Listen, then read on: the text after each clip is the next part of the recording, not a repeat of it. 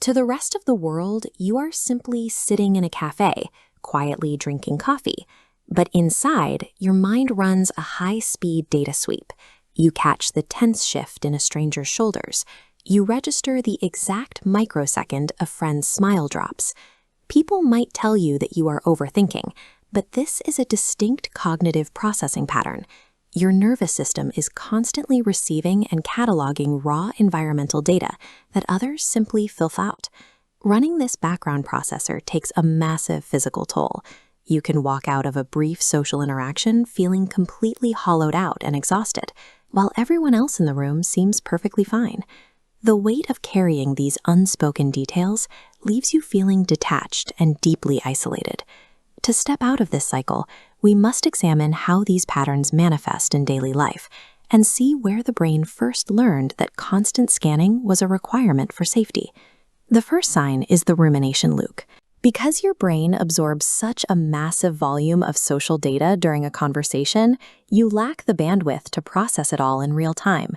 Your mind hits rewind long after the lights go out. You replay the interaction on loop, analyzing fractional pauses before an answer, dissecting fleeting micro-expressions, and wondering why arms suddenly crossed.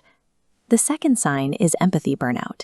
Your nervous system mirrors the emotional states of those around you, making you an absorbent sponge for the room's energy.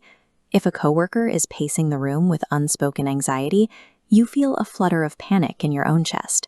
If a friend is grieving, you carry that heavy sadness home. This continuous transfer of emotional weight directly depletes your physical energy reserves.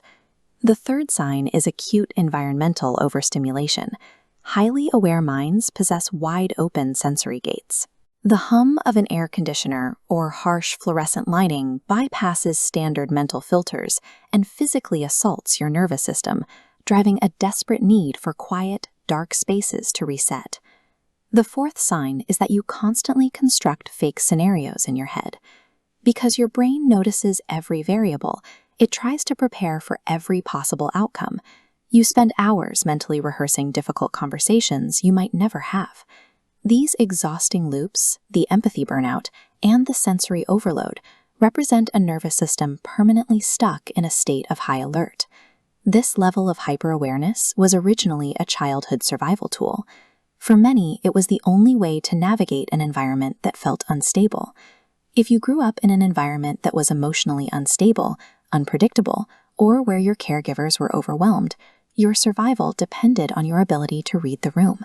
You became an expert at scanning for danger. The problem is that your nervous system is still running that same childhood software.